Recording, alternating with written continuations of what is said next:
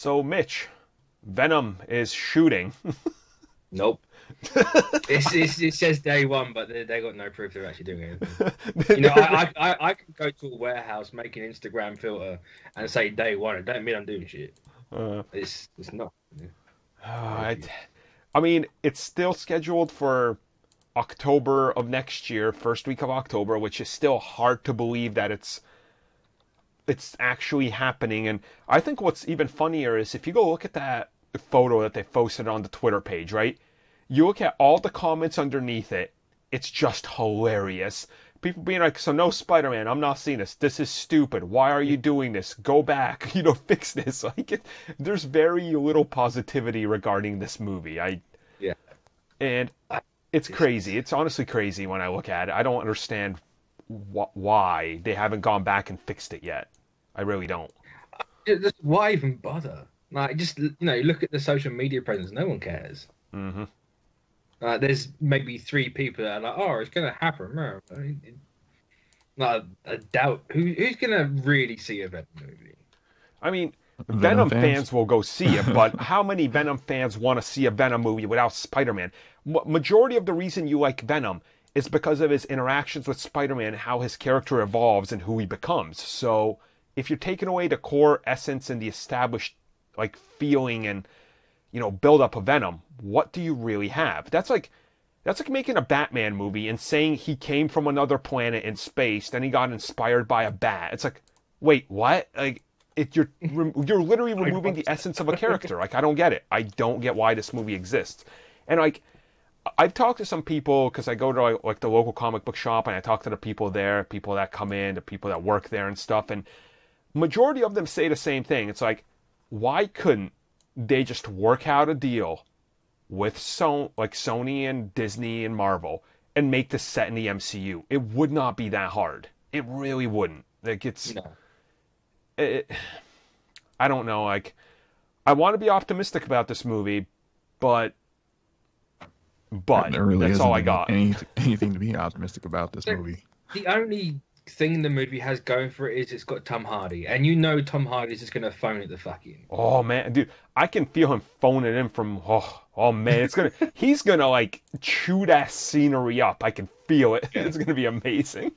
Like, I mean, if he goes like full Bronson with it, then it could be as bad as it is. I'd love it because Bronson's a great movie, but I don't know. There's just nothing there. Hmm. It's I. Here's the big thing. This movie's happening because Sony wants to rush it out there to try to kickstart another universe. Now imagine if Yeah, they could have just went and talked to Marvel and been like, hey, how about in one of your Avengers movies, you just put a little symbiote in there that escapes to Earth or something, or it's left behind by Thanos, and that's how we kickstart it. Sure, the movie's gonna come out a year after initial release, but at least you got that little grounding thing there. But they're like, we could, but no.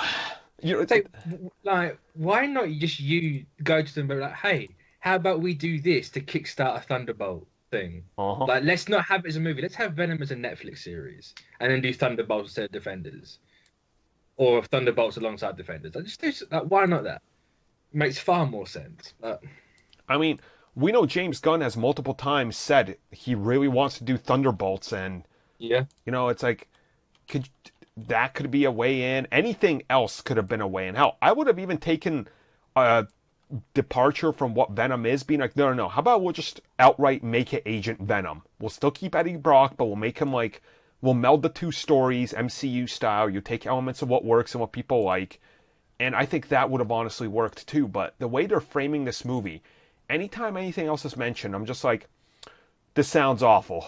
This sounds worse. Why is this it's that's the only thing anybody, and also us, that's all anybody says. So clearly they're not doing anything people want. So doesn't that indicate that you should maybe go back to the drawing board because you had to do that twice already with the Spider-Man franchise? Yeah. Like, see, if it was anyone else, I would say yeah, but people don't know what they want.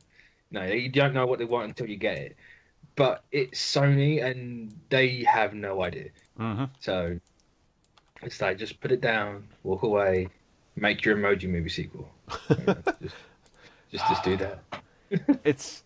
It baffles the mind, and You know, they could have one-upped themselves. They could have been like, we tried to do Venom before after Spider-Man 3 didn't work. Let's just like make this a sequel to Spider-Man 3 with Venom, and maybe people go see it because it has some of that connective tissue. But they don't even have that, so there's nothing in this movie that I think appeals to anybody other than Tom Hardy, and it's kind of the truth. Like, prove me wrong, because that's all anybody talks about is Tom Hardy. So Yeah.